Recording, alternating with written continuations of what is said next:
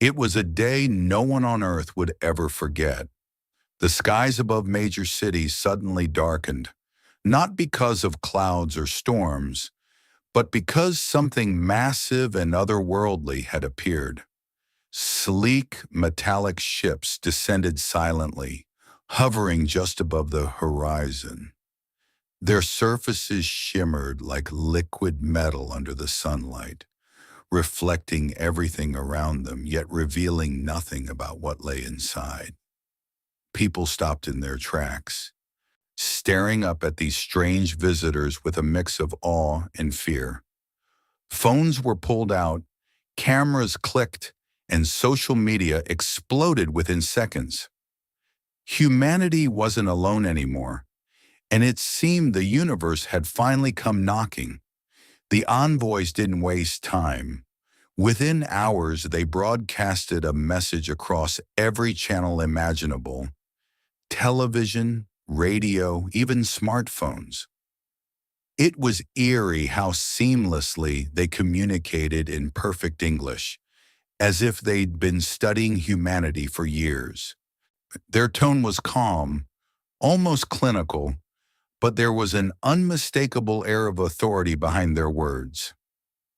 "We are representatives of the interstellar accord," the voice said. "Your species has reached a critical stage of development. Your actions now pose risks not only to yourselves, but to the stability of the galaxy." At first, people thought it was some kind of elaborate prank. After all, humanity had dreamed of meeting aliens for centuries, but this felt too real, too sudden.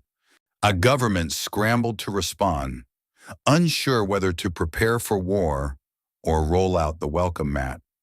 When world leaders gathered for an emergency meeting, the envoys made their intentions crystal clear. Humanity needed to slow down its technological progress or face consequences. Specifically, they demanded that Earth halt all space exploration beyond the moon and submit to regular inspections by their alliance. To many, the request sounded absurd. How could anyone expect humans to stop reaching for the stars? For decades, humanity had pushed boundaries, built rockets, sent probes to distant planets, and dreamed of colonizing Mars. Now, out of nowhere, these strangers wanted to clip Earth's wings before it could truly fly. Some argued that maybe the envoys had a point. Maybe humanity wasn't ready for the vastness of space, but others saw the demand for what it really was: control. While these so-called ambassadors weren't here to guide humanity, they were here to dominate it. What struck everyone most, though, was the sheer arrogance of the envoys. They spoke as if humanity were children incapable of making its own decisions. There was no negotiation, no discussion. It was simply, "do as we say." And perhaps that was their biggest mistake, because while the envoys assumed humanity would bow to their superior technology and knowledge, they failed to understand one crucial thing about humans. When pushed into a corner, we don't back down. We fight. As days passed, protests erupted worldwide. People took to the streets holding signs that read, "No permission needed," and "Our future, our choice." Scientists and engineers worked tirelessly behind closed doors, analyzing data collected from the envoy ships. Even ordinary citizens contributed, sharing ideas online and brainstorming ways to protect their planet. Slowly but surely, a plan began to form, a plan that wouldn't rely on begging for mercy but on taking action. The envoys may have arrived thinking they held all the cards, but they hadn't counted on humanity's greatest strength: our refusal to give up. Little did they know, their demands had sparked something far more powerful than fear. They had ignited a fire, And once that fire started burning, there was no stopping it. Humanity wasn't going to wait for permission to explore the stars. Not anymore. At the United Nations headquarters buzzed with energy, a mix of tension and determination filling the air. World leaders, scientists, military strategists, and diplomats sat shoulder to shoulder in a large conference room. The walls were lined with screens displaying maps, satellite images, and live feeds from news outlets around the globe. Outside, protests continued to grow louder, their chants echoing faintly through the windows. Inside, however, the mood was focused. Everyone knew that humanity's next move would define its future. At the center of the table stood a man who had seen Earth from space firsthand. He wasn't just another face in the crowd. He was someone who understood what was at stake. Once an astronaut, now an advisor, his voice carried weight. "We've been here before," he said, looking around the room. "Throughout history, whenever someone told us we couldn't do something, we found a way. We didn't ask for permission then, and then we won't start now." His words resonated deeply. They reminded everyone present of humanity's resilience, the same spirit that had driven explorers across oceans, inventors to create machines, and dreamers to reach for the stars. But inspiration alone wouldn't be enough. Humanity needed a plan, a smart one. And so, the brainstorming began. Engineers proposed retrofitting old satellites and orbital stations into defensive platforms. These weren't originally designed for combat. But necessity breeds creativity. Someone suggested using hacked signals to disrupt the Envoy's surveillance systems. Another idea involved repurposing abandoned missile silos as launch sites for small, agile spacecraft capable of evading enemy fire. Every suggestion, no matter how unconventional, was considered. While the tech teams worked on fortifying Earth's defenses, intelligence operatives launched covert missions to gather information about the Envoy's technology. Spy drones disguised as weather balloons floated high above cities where the alien ships hovered. Hackers infiltrated encrypted communication channels used by the envoys, piecing together fragments of data that revealed weaknesses in their systems. It wasn't easy. These visitors were far more advanced than anything humanity had ever encountered. But humans had one advantage: unpredictability. The envoys expected compliance, not resistance. That miscalculation gave Earth a fighting chance. And back on the ground, ordinary people played a role too. Social media became a battleground of ideas. Online forums lit up with discussions about strategies, inventions, and ways civilians could contribute. Some shared blueprints for homemade communication jammers, while others organized supply drives for families affected by the chaos caused by the envoy's arrival. Even kids got involved, drawing pictures of Earth fighting back against the invaders and posting them online. The message was clear. This wasn't just the government's fight. It belonged to everyone. As plans came together, debates raged over whether to strike first or wait for the envoys to make the next move. Diplomats argued for caution, warning that attacking without provocation could escalate tensions further. Military leaders countered that waiting meant losing the element of surprise. In the end, it was decided that humanity couldn't afford to sit idle any longer. Action had to be taken, not recklessly but strategically. The goal wasn't destruction, it was deterrence. If the envoys saw that humanity was willing to stand its ground, perhaps they'd reconsider their demands. Preparations moved forward at breakneck speed. Factories reopened overnight to produce parts for new weapons and equipment. Scientists worked tirelessly in labs, testing prototypes and refining designs. Volunteers signed up to help wherever they could, or from coding software to assembling hardware. There was a sense of unity in the air, a feeling that despite the odds, humanity was coming together like never before. People who had never met each other collaborated across continents, united by a single purpose: protecting their home. Meanwhile, the envoys remained eerily silent. Their ships still loomed in the skies, watching but not acting.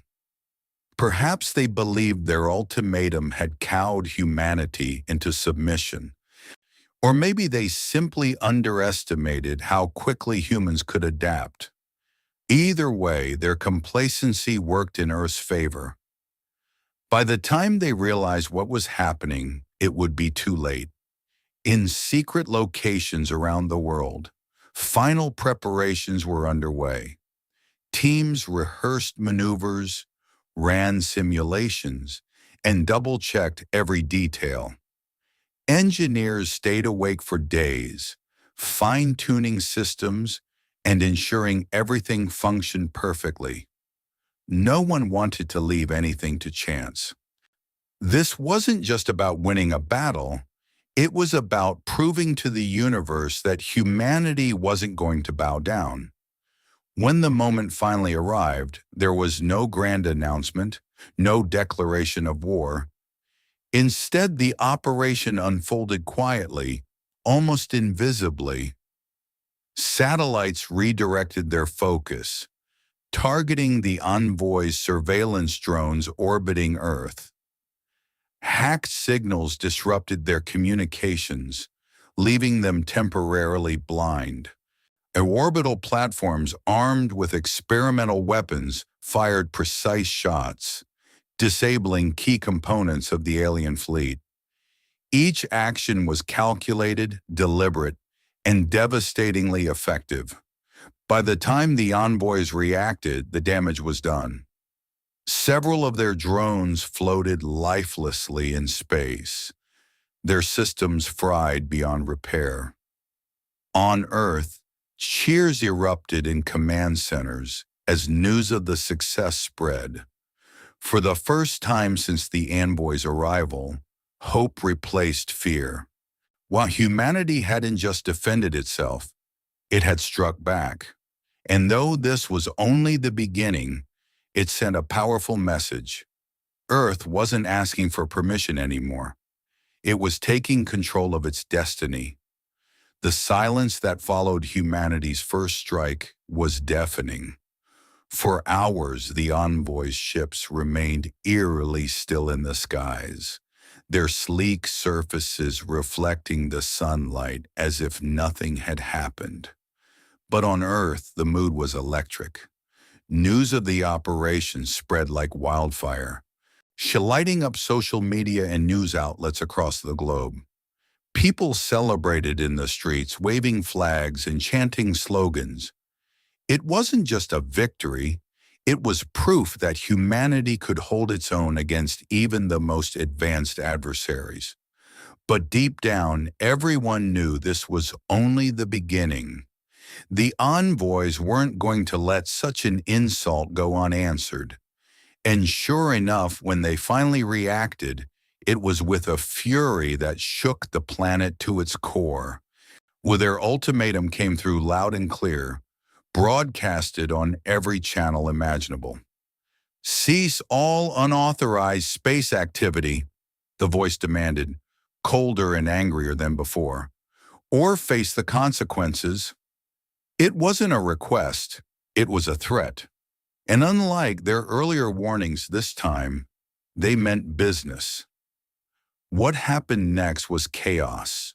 The envoys launched a retaliatory strike, targeting critical infrastructure around the world. Power grids went dark, plunging entire cities into darkness. The communication towers were disabled, cutting off phone lines and internet connections. In some regions, water supplies were disrupted, leaving millions without access to clean drinking water. The attack wasn't random. It was calculated, designed to cripple humanity's ability to fight back. But what the envoys didn't account for was humanity's greatest strength, its refusal to give up. In the aftermath of the strike, people banded together in ways no one could have predicted. Neighbors who had never spoken to each other suddenly became allies, pooling resources and sharing whatever they had. Families rationed food and water, ensuring everyone got through the toughest days.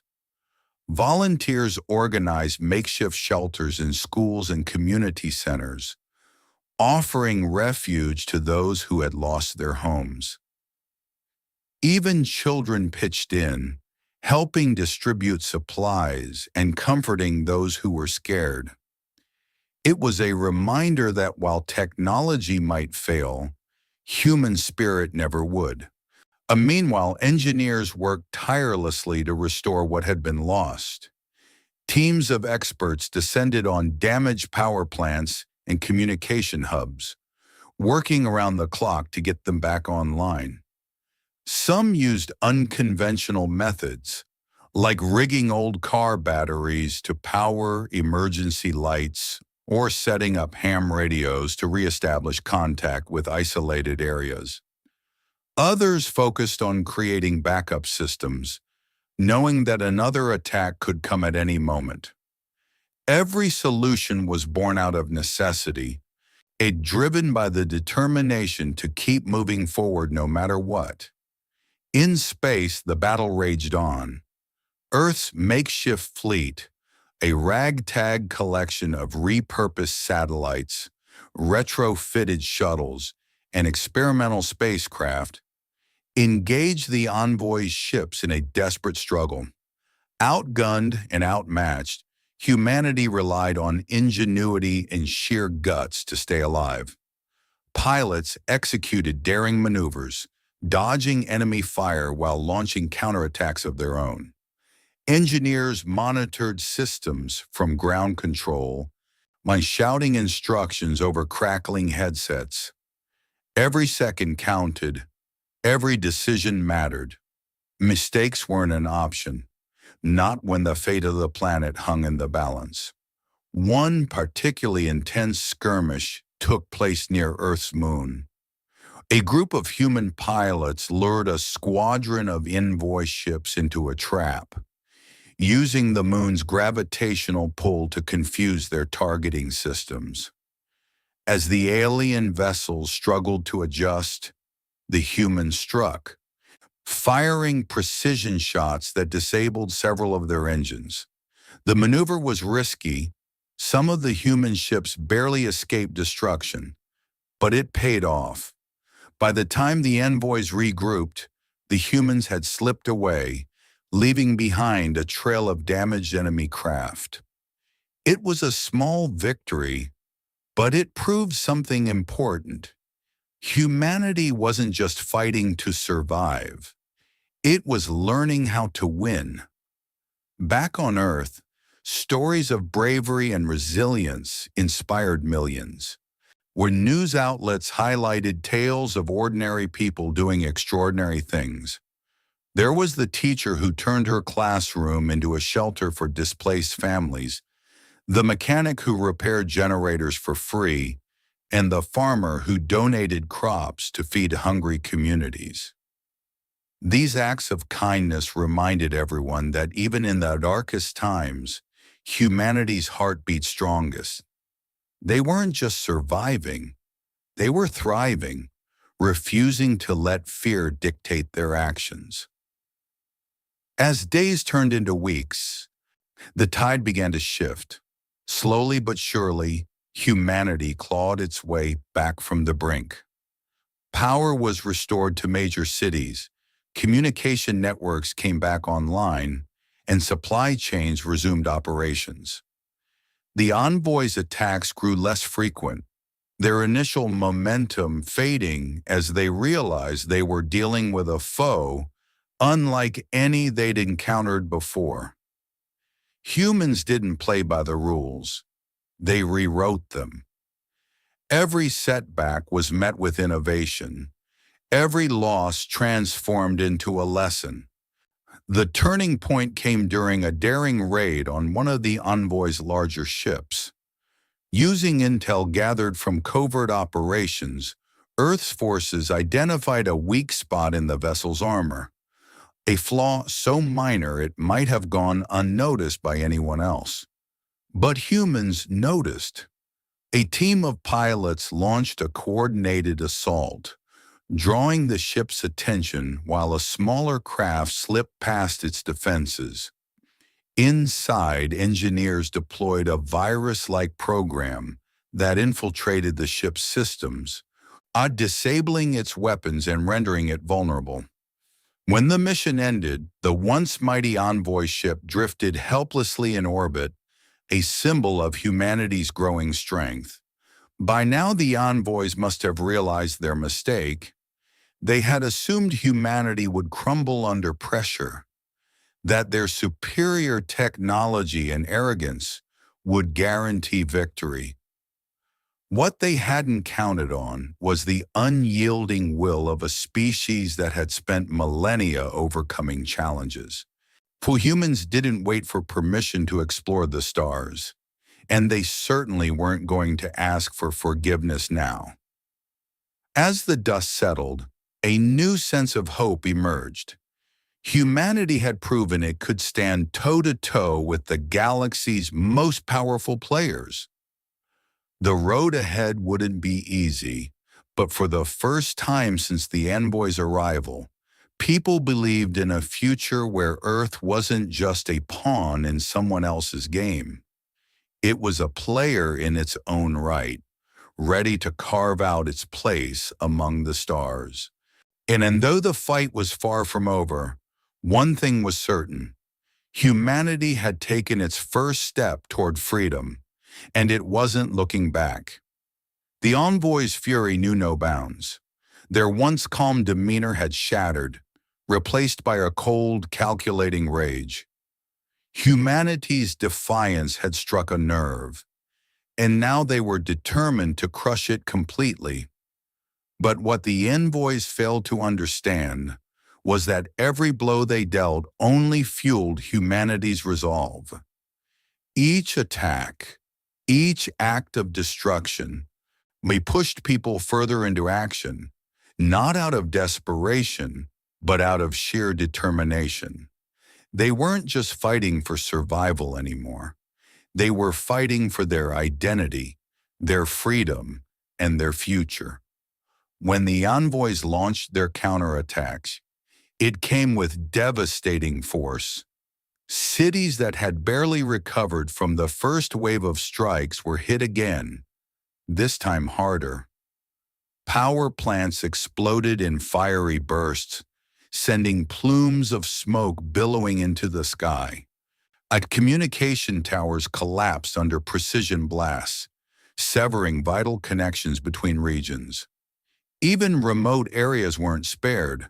Farms and villages fell silent as supply lines were cut off, leaving people stranded without food or water.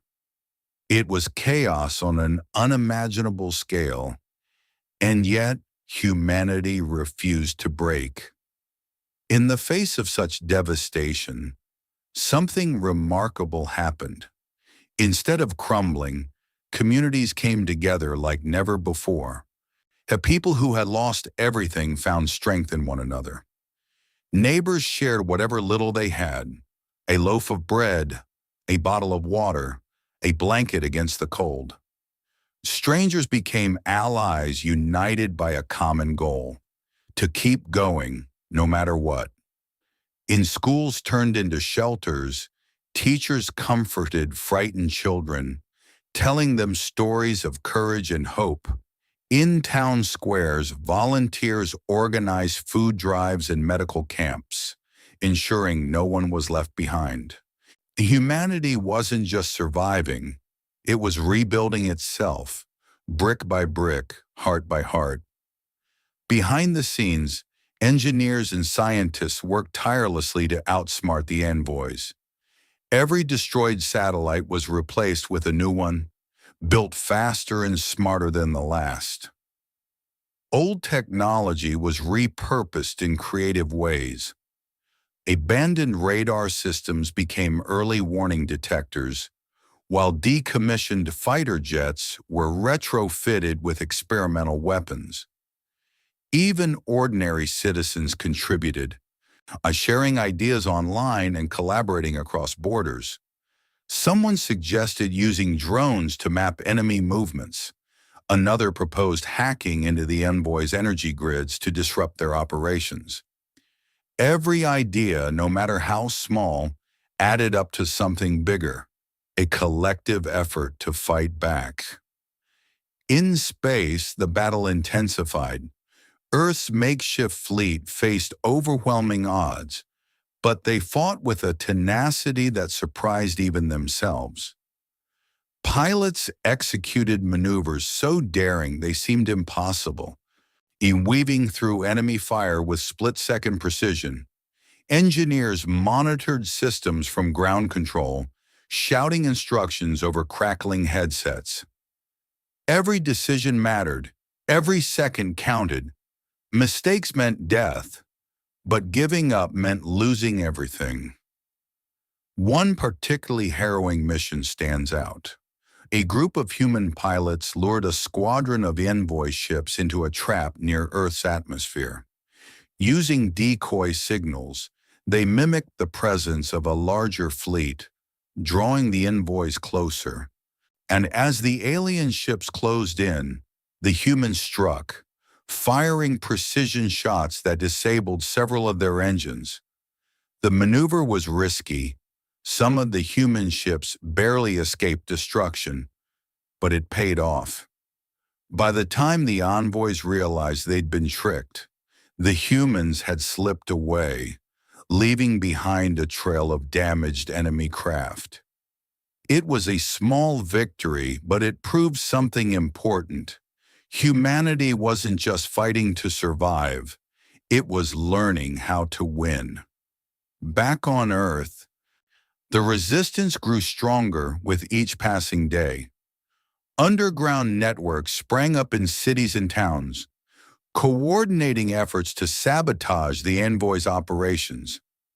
Hackers infiltrated their communication channels, planting viruses that disrupted their systems. Saboteurs targeted supply depots and fuel reserves, cutting off resources the envoys relied on. Even farmers played a role, planting crops in hidden locations to ensure food supplies wouldn't run out. Every act of defiance, and no matter how small, chipped away at the envoys' dominance. As weeks turned into months, the envoys began to falter. Their initial confidence gave way to frustration, then anger, and finally doubt. For the first time, they realized they had underestimated humanity. These weren't mere primitives. They were fighters, innovators, survivors. Every setback they inflicted was met with resilience. Every loss transformed into a lesson. Humans adapted faster than the envoy could anticipate, returning their own arrogance against them. The turning point came during a daring raid on one of the envoy's largest ships. Using intel gathered from covert operations, Earth's forces identified a critical vulnerability, a flaw in the ship's power core that, if exploited, could disable the entire vessel. A team of pilots launched a coordinated assault, drawing the ship's attention while a smaller craft slipped past its defenses. Inside, engineers deployed a virus-like program that infiltrated the ship's systems, shutting down its weapons and rendering it vulnerable. When the mission ended, The once mighty envoy ship drifted helplessly in orbit, a symbol of humanity's growing strength.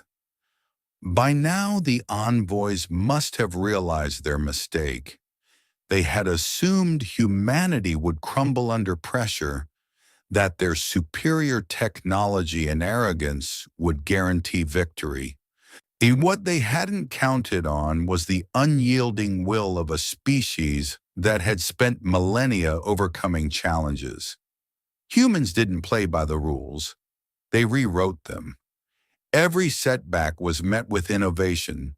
Every loss transformed into a lesson. As the dust settled, a new sense of hope emerged. Humanity had proven it could stand toe-to-toe with the galaxy's most powerful players. The road ahead wouldn't be easy, but for the first time since the envoy's arrival, people believed in a future where Earth wasn't just a pawn in someone else's game. It was a player in its own right, ready to carve out its place among the stars. And though the fight was far from over, one thing was certain: humanity had taken its first step toward freedom, and it wasn't looking back. The war had dragged on long enough. Both sides were battered, bruised, and exhausted, but neither was ready to surrender. The envoy's once imposing fleet now floated in disarray, their ships damaged or disabled by humanity's relentless counterattacks.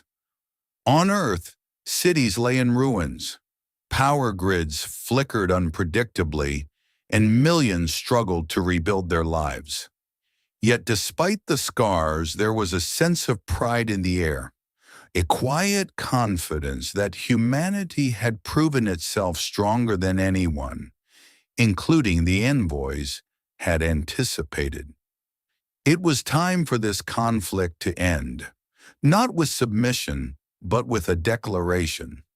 The envoys finally extended an olive branch, requesting a meeting aboard a neutral space station orbiting Earth. At first, some leaders hesitated. Was this another trap? A ploy to lure humanity into a false sense of security? But cooler heads prevailed. This wasn't just about ending the fighting. It was about setting the terms for what came next. If humanity walked into that meeting as equals, it would send a message loud and clear. Earth didn't need permission to exist, thrive, or explore the stars. When the delegation arrived at the space station, they carried more than just proposals. They carried the hopes and dreams of billions. Inside the chamber, representatives from both sides faced each other across a long, polished table. The envoys looked different now, less arrogant, more cautious. Their sleek uniforms seemed duller somehow, their expressions tinged with uncertainty. They had come expecting negotiations, perhaps even demands for peace.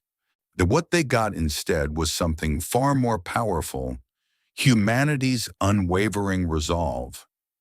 One human representative stood up, his voice steady and calm.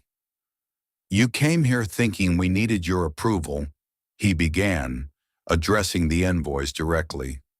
"You assumed we'd bow to your authority because you're older, stronger, and more advanced.